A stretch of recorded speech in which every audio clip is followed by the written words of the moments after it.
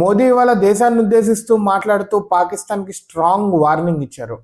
Pahalgam attack చేసి మా భారతదేశ ఆడవాళ్ల సింధూరాన్ని తుడిచారు. దానికి ఆపరేషన్ సింధూర్ని స్టార్ట్ చేసాం. పాకిస్తాన్ నరాల్లో వణుకు పుట్టించామని చెప్పారు.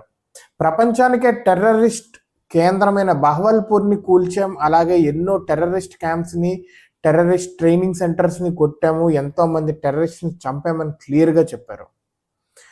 పాకిస్తాన్ అనేది దీని తీరు మార్చుకోవాలి, టెర్రరిస్ట్ని పెంచి పోషించడం అనేది మార్చాలి, లేదంటే తగిన బుద్ధి చెప్తామని చెప్పారు.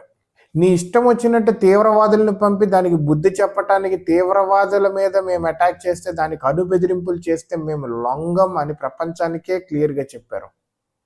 మేడ్ ఇన్ ఇండియాని ప్రస్తావిస్తూ భారతదేశంలో తయారైన మిసైల్స్ని వాడాము, పాకిస్తాన్ కోలుకోలేకుండా చేశాము. ఇక్కడ నుంచి పాకిస్తాన్ ఎయిర్ బేసెస్ని, మిలిటరీ బేసెస్ని, టెర్రరిస్ట్ క్యాంప్స్ని అన్నిటినీ కొట్టాము. పాకిస్తాన్ గడ్డలోకి వెళ్ళి కొట్టాము. పాకిస్తాన్ ఏం చేయలేకపోయింది, చూస్తూ ఉండటం తప్పితే అని క్లియర్గా చెప్పారు. అయితే పాకిస్తాన్తో ఎటువంటి మాటలు ఉండవు. వెరీ క్లియర్గా టెర్రరిజం టాక్స్ ఒక దగ్గర ఉండవు, టెర్రరిజం ట్రేడ్ ఒక దగ్గర ఉండవు, బ్లడ్ వాటర్ ఒకే దగ్గర ఫ్లో అవ్వవు అని క్లియర్గా పాకిస్తాన్తో ఎటువంటి చర్చలు ఉండవు, ఎటువంటి బిజినెస్ డీల్స్ ఉండవు. అదేవిధంగా చుక్క నీరు కూడా వదలమని ఖరాఖండిగా చెప్పారు మోదీ.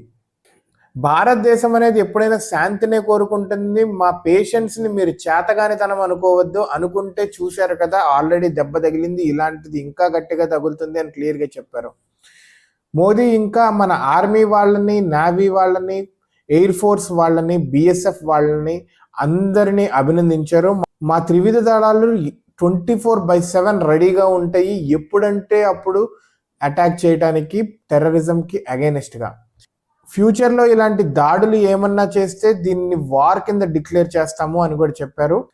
ప్రపంచ దేశాలకు కూడా క్లియర్గా మెసేజ్ పంపించారు. మేడ్ ఇన్ ఇండియా ఎంత స్ట్రాంగ్గా ఉంటుంది, భారత్ టెర్రరిజంకి ఎంత అగైనెస్ట్గా ఉంటుంది, భారత్ జోలికి ఏదైనా వస్తే తాట తీసి వదిలిపెడతామని కూడా చెప్పారు. ఇది పాకిస్తాన్ కావచ్చు మెసేజ్. మేజర్గా పాకిస్తాన్ సపోర్టెడ్ కంట్రీస్ కూడా గట్టిగా తగులుతుంది ఈ దెబ్బ.